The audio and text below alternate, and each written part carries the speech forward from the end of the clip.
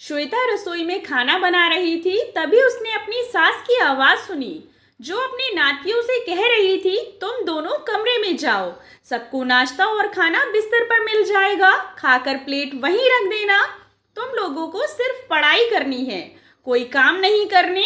फिर सास रसोई में आकर श्वेता से बोली, बहू सभी के लिए पराठा बना दो, पीहू के लिए पोहे और प्रिंस के लिए नूडल। सब बना के उन लोगों के कमरे में दे आना, जब वो खा लें तो प्लेट ले आना। जी मम्मी जी। श्वेता ससुराल आई हुई थी। वैसे वो अपने पति के साथ रहती है, लेकिन कुछ महीने में वो ससुराल आ जाती है, क्योंकि उसे वहाँ शुरू से अच्छा लगता था। वो शहर में पली बड़ी और हमेशा शहर में रही। शहरी भागम भाग से उसे चिढ़ होती, इसलिए गांव उसे आकर्षित करता। गांव में उसके सास और ससुर रहते थे। ननद की शादी पास के गांव में ही हुई थी। वैसे तो ननद की शादी को कई साल हो गए थे, लेकिन ननद महीने में 20 दिन मायके में ही रहती थी। 2 बच्चे थे, बड़ी बेटी पीहू 16 साल की, प्रिंस 14 साल का। जब भी श्वेता ससुराल आती, ननद अपने बच्चों समेत आ जाती।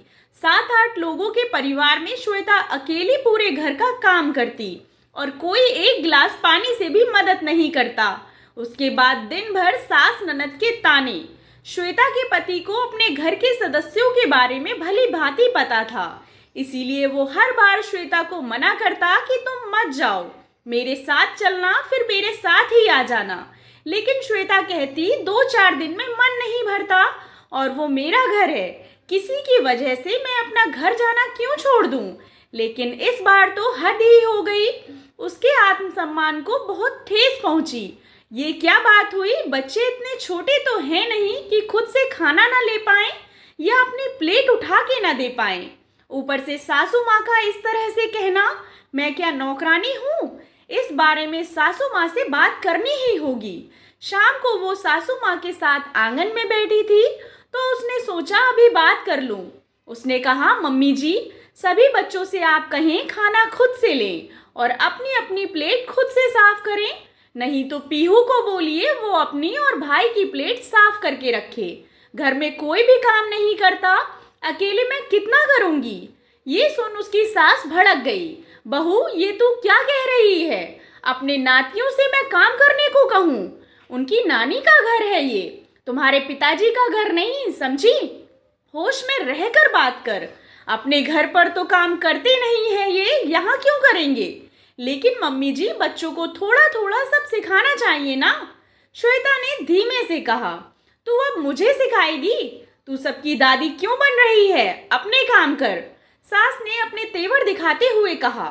श्वेता थोड़ा धीरे लेकिन कठोर स्वर में बोली, ठीक है मम्मी जी, आपको जैसे रहना है रहिए, लेकिन मैं आपके घर की बहू हूँ, नौकरानी नहीं। जितने काम मुझसे होंगे उतने ही करूँगी, किसी के पीछे नहीं लगी रहूंगी, ना ही सबके लिए अलग अलग नाश्ता खाना बनाऊंगी। एक ही तरह का नाश्ता बनेगा, जिनको खाना है खाए, वरना अपने आप बनाए।